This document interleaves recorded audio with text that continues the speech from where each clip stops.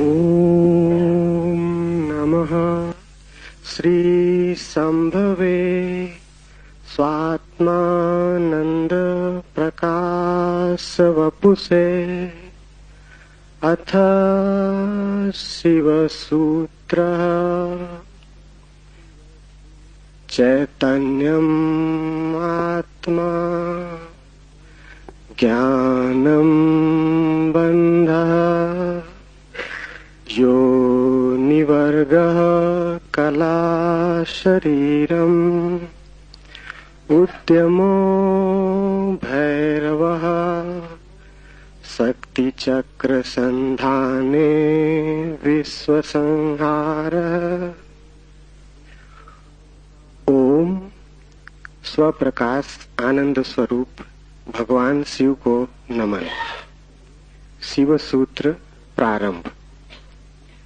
चैतन्य आत्मा है, ज्ञान बंध है, योनि वर्ग और कला शरीर है, उद्यम ही भैरव है, शक्ति चक्र के संधान से विश्व का संहार हो जाता है।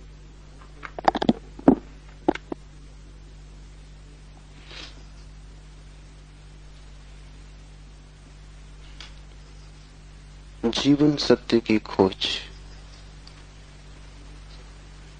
दो मार्गों से हो सकती। एक पुरुष का मार्ग है आक्रमण का,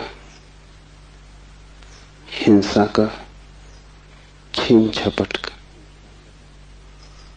एक स्त्री का मार्ग है समर्पण का, प्रतिक्रमण का। विज्ञान पुरुष का मार्ग है,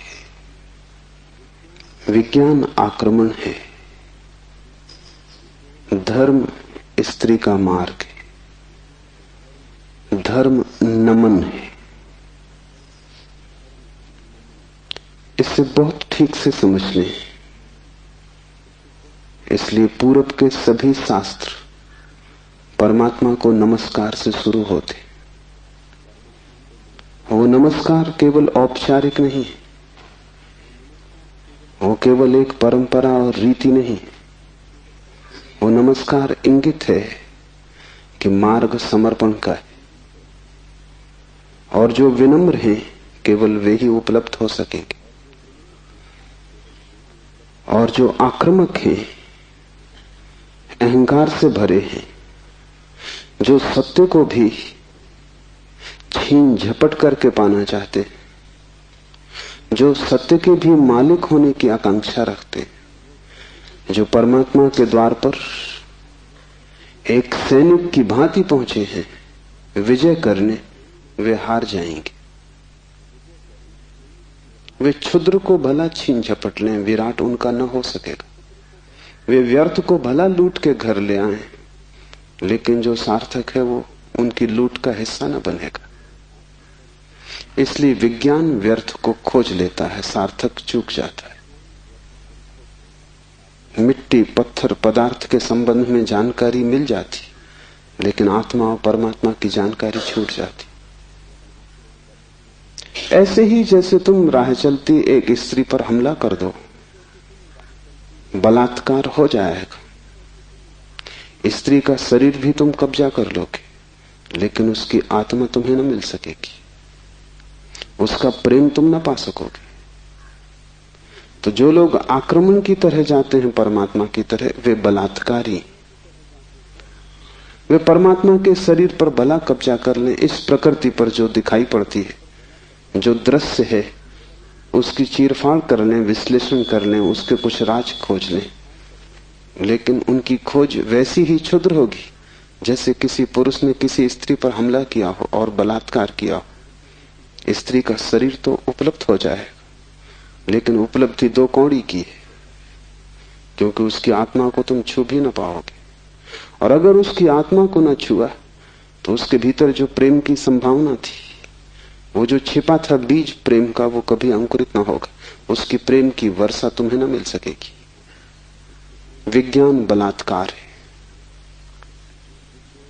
वो प्रकृति पर हमला है। जैसे कि प्रकृति कोई शत्रु हो, जैसे कि उसे जीतना है, पराजित करना है। इसलिए विज्ञान तोड़फोड़ में भरोसा करता है, विश्लेषण तोड़फोड़ है, काटपीट में भरोसा करता है। अगर वैज्ञानिक से पूछो कि फूल सुंदर है तो तोड़ेगा फूल को, काटेगा, जांच पड़ताल करेगा, लेकिन उसे पता नहीं तोड़ने में ही सौंदर्य खो जाता। सौंदर्य तो पूरे में था, खंड खंड में सौंदर्य ना मिलेगा। हाँ, रासायनिक तत्व मिल जाएंगे, किन चीजों से फूल बना है, किन पदार्थों से बना है, किन खनिज और द्रव्यों से बना है, वो सब मिल जाएगा। तुम बोतलों में अलग अलग फूल के खंडों को इकट्ठा करके लेबल लगा दोगे, तुम कहोगे ये केमिकल्स हैं, ये पदार्थ हैं, इनसे मिलकर फूल बना था, लेकिन तुम एक भी ऐसी बोतल न भर पाओगे जिसमें तुम कह सको ये सौंदर्य है जो फूल में भरा था। सौंदर्य तिरोहित हो जाएगा। अगर तुमने फूल पर आक्रमण किया तो फूल की आत्मा तुम्हें न मिलेगी, शरीर ही मिलेगा। विज्ञान इसलिए आत्मा में भरोसा नहीं करता। भरोसा करे भी कैसे? इतनी चेष्टा के बाद भी आत्मा की कोई झलक नहीं मिलती। झलक मिलेगी ही नहीं, इसलिए नहीं कि आत्मा नहीं है, बल्कि तुमने जो ढंग चुना है वो आत्मा को पाने का ढंग नहीं। तुम जिस द्वार से प्रवेश किए हो वो क्षुद्र को पाने का द्वार है। आक्रमण से जो बहुमूल्य है वो नहीं मिल सकता। जीवन का रहस्य तुम्हें मिल सकेगा अगर नमन के द्वार से तुम गए, अगर तुम झुके, तुमने प्रार्थना की, तो तुम प्रेम के केंद्र तक पहुंच पाओगे। परमात्मा को रिझाना करीब करीब एक स्त्री को रिझाने जैसा है। उसके पास अति प्रेमपूर्ण, अति विनम्र, प्रार्थना से भरा हृदय चाहिए। और जल्दी वहां नहीं है। तुमने जल्दी की कि तुम चूके, वहां बड़ा धैर्य चाहिए। तुम्हारी जल्दी और उसका हृदय बंद हो जाएगा, क्योंकि जल्दी भी आक्रमण की खबर है। इसलिए जो परमात्मा को खोजने चलते हैं उनके जीवन का ढंग दो शब्दों में समाया हुआ है, प्रार्थना और प्रतीक्षा। प्रार्थना से शास्त्र शुरू होते हैं और प्रतीक्षा पर पूरे होते हैं। प्रार्थना से खोज इसलिए शुरू होती। इस शास्त्र का पहला चरण है ओम स्वप्रकाश आनंद स्वरूप भगवान शिव को नमन। और अब शिव सूत्र प्रारंभ।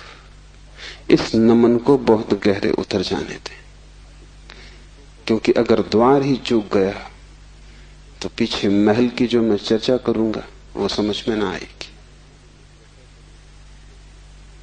पुरुष को थोड़ा हटाएं, आक्रामक वृत्ति को थोड़ा दूर करें। ये समझ कुछ बुद्धि से आने वाली नहीं, हृदय से आने वाली है।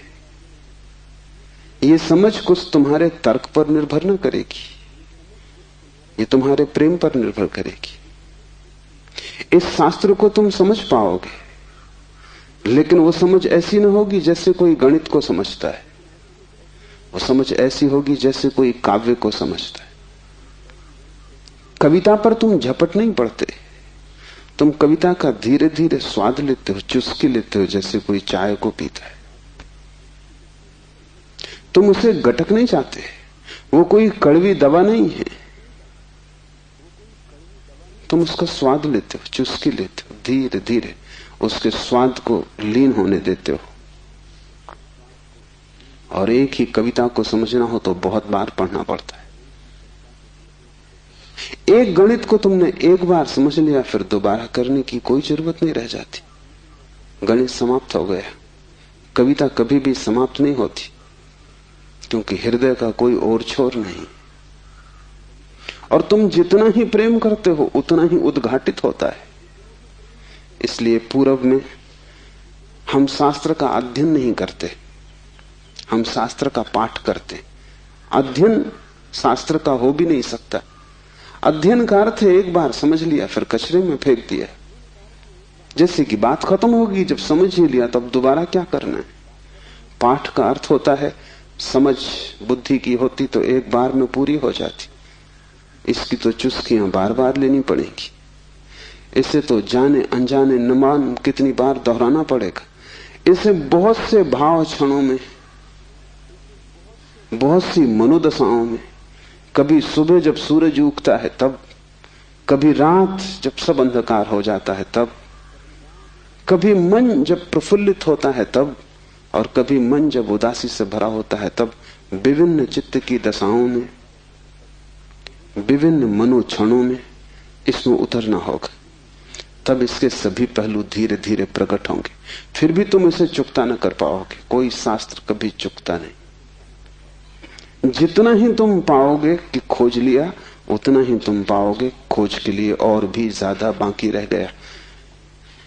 जितने तुम गहरे उतरोगे पाओगे गहराई बढ़ती चली जाती है। शास्त्र को कभी पाठ ही चुका नहीं पाता। पाठ का मतलब ही यही है कि बार बार, बहुत बार। पश्चिम इस बात को समझ भी नहीं पाता।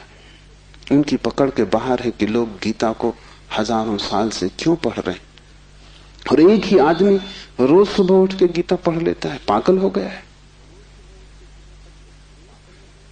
उनको ख्याल में नहीं कि पाठ की प्रक्रिया हृदय में उतारने की प्रक्रिया है। उसका समझ से बहुत वास्ता नहीं है, स्वाद से वास्ता है।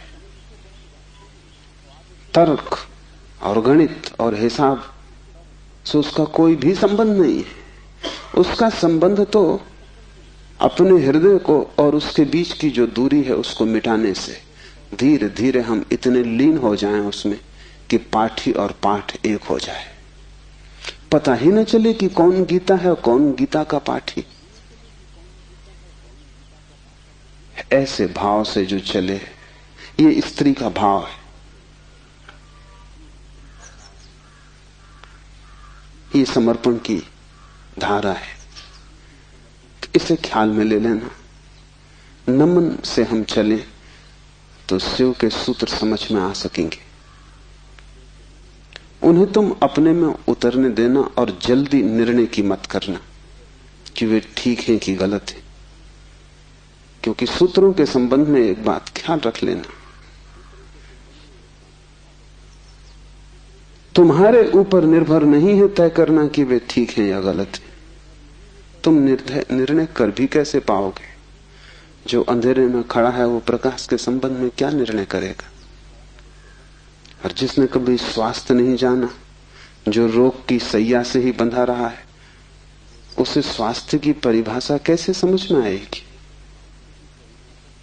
जिसने कभी प्रेम की स्फुरना नहीं पहचानी और जो जीवन भर घृणा, ईर्षा और द्वेष में जिया है, वो प्रेम की कविता तो पढ़ सकता है क्योंकि शब्द उसकी समझ में आ जाएंगे, लेकिन शब्दों में जो छिपा है, अंतर गुम्फित है, वो द्वार तो उसके लिए बंद ही रहेगा। इसलिए तुम निर्णय मत करना कि क्या ठीक क्या गलत। तुम सिर्फ पीना, समझना भी नहीं कहता हूं, तुम सिर्फ पीना, तुम सिर्फ स्वाद में उतरना। और अगर वो स्वाद तुम्हारे भीतर रहस्य के लोग खोलने लगे और वो स्वाद अगर तुम्हारे भीतर नई सुगंध को जन्म दे दे और तुम पाओ कि क्षण भर को भी सही तुम्हारे दुर्गंध का व्यक्तित्व विलीन हो गया है, तुम्हारे भीतर कोई फूल खिला है और तुम सुगंधित हुए हो, क्षण भर को भी तुम पाओ कि तुम अंधकार नहीं हो, कोई दिया जल गया है, एक झलक मिली जैसे अंधेरे में बिजली कौंध गई हो, उसी से समझ आएगी। तुम्हारे समझने से नहीं, तुम्हारे अनुभव की झलक से समझ आएगी। इसलिए तुम विनम्र रहना। दूसरी बात, सूत्र का अर्थ होता है संक्षिप्त से संक्षिप्त, सारभूत, टेलीग्राफिक। वहां एक एक शब्द अत्यंत घना है। विस्तार नहीं होता सूत्र में, घनत्व होता है। लंबा नहीं होता सूत्र, बड़ा छोटा होता है, जैसे छोटा सा बीज होता है, उसमें सारा वृक्ष समाया होता है। जैसे बीज है ऐसा सूत्र है। बीज में तुम वृक्ष को देख भी नहीं सकते, देखना भी चाहोगे तो बीज में तुम वृक्ष को पाओगे नहीं, क्योंकि उसके लिए बड़ी गहरी आंखें चाहिए। जो बीज में वृक्ष को देख ले, जो वर्तमान में भविष्य को देख ले, जो आज कल को देख ले, जो दृश्य से अदृश्य को खोज ले, बड़ी पैनी आंखें चाहिए। वैसी पैनी आंखें तुम्हारे पास अभी नहीं है। अभी तो तुम्हें बीज बीज ही दिखाई पड़ेगा। वृक्ष को देखना हो तो बीज को तुम्हें बोना पड़ेगा, और कोई रास्ता तुम्हारे पास देखने का नहीं। और जब बीज टूटेगा जमीन में और वृक्ष अंकुरित होगा, तभी तुम पहचान पाओगे। ये सूत्र बीज है, इन्हें तुम्हें अपने हृदय में बोना होगा। तुम अभी निर्णय मत करना, क्योंकि अभी तुमने अगर बीज पर निर्णय लिया तो तुम इसे फेंक ही दोगे, कचरा कूड़ा मालूम पड़ेगा। बीज में कंकड़ पत्थर में कोई ज्यादा फर्क नहीं है। कभी कभी तो कंकड़ पत्थर ज्यादा चमकीले, रंगीन, खूबसूरत, कीमती होते, लेकिन बीज और कीमती से कीमती कोहिनूर में भी एक फर्क है कि तुम कोहिनूर को बो दो तो उसमें से कुछ पैदा ना होगा। वो कीमती कितना ही वो मुर्दा है, उसका मूल्य ना समझ कितने ही समझते हो, लेकिन जीवन उसमें नहीं, वो लाश है। और बीज कुरूप भी दिखाई पड़ता हो, कोई उसकी कीमत भी ना हो, लेकिन उसमें जीवन छिपा है। तुम उससे बो दो, उससे विराट वृक्ष पैदा होगा। और एक बीज से करोड़ों बीज लग जाएंगे। एक छोटा सा बीज इस सारे विश्व को पैदा कर सकता है, क्योंकि एक बीज से करोड़ों बीज पैदा होते हैं, फिर करोड़ों बीज से, हर बीज से करोड़ बीज पैदा होते हैं। एक छोटे बीज में सारे विश्व का ब्रह्मांड समा सकता है। सूत्र बीज है, उसके साथ जल्दी नहीं की जा सकती। उसको बोओगे हृदय में और अंकुरित होगा, फूल लगेंगे, तभी तुम जान पाओगे, तभी निर्णय लिया जा सकता है। तीसरी बात, इसके पहले कि हम शुरू करें, धर्म महान क्रांति है। धर्म के नाम से तुमने जो समझा हुआ है उसका धर्म से ना के बराबर संबंध है। इसलिए शिव के सूत्र तुम्हें चौंकाएंगे भी, तुम भयभीत भी होगे, डरोगे भी, क्योंकि तुम्हारा धर्म डगमगाएगा। तुम्हारा मंदिर, तुम्हारी मस्जिद, तुम्हारे गिरजे, अगर ये सूत्र तुमने समझे तो गिर जाएंगे। तुम उन्हें बचाने की कोशिश में मत लगना, क्योंकि वे बचे भी रहे तो भी उनसे तुम्हें कुछ भी मिला नहीं। तुम उनमें जी ही रहे हो और तुम मुर्दा हो। मंदिर काफी सजे हैं, लेकिन तुम्हारे जीवन में कोई भी खुशी की किरण नहीं। मंदिर में काफी रोशनी, उससे तुम्हारे जीवन का अंधकार नहीं मिटता। तो उससे भयभीत मत होना, क्योंकि सूत्र तुम्हें कठिनाई में तो डालेंगे ही, क्योंकि शिव कोई पुरोहित नहीं है। पुरोहित की भाषा तुम्हें हमेशा संतोषदायी मालूम पड़ती, क्योंकि पुरोहित को तुम्हारा शोषण करना है। पुरोहित तुम्हें बदलने को उत्सुक नहीं है। तुम जैसे हो ऐसे ही रहो, इसी में उसका लाभ है। तुम जैसे हो रुग्ण बीमार, ऐसे ही रहो, इसी में उसका व्यवसाय है। मैंने सुना है एक डॉक्टर ने अपने लड़के को पढ़ाया, पढ़ लिख के घर आया, पिता ने कभी छुट्टी भी न ली थी, तो उसने कहा कि अब तू मेरी कारोबार को संभाल और मैं 3 महीने विश्राम कर लूं। जीवन भर सिर्फ मैंने कमाया है, कभी विश्राम नहीं लिया। वो विश्व की यात्रा पर निकल गया। 3 महीने बाद लौटा तो उसने अपने लड़के से पूछा कि सब ठीक चल रहा है। उसके लड़के ने कहा कि बिल्कुल ठीक चल रहा है। आप हैरान होंगे कि जिन मरीजों को आप जीवन भर में ठीक न कर पाए, उनको मैंने 3 महीने में ठीक कर दिया। पिता ने सिर ठोक लिया। उसने कहा, मूढ़, वही हमारा व्यवसाय थे। क्या मैं उनको ठीक नहीं कर सकता था? तेरी पढ़ाई कहां से आती थी? उन्हीं पर आधार था और भी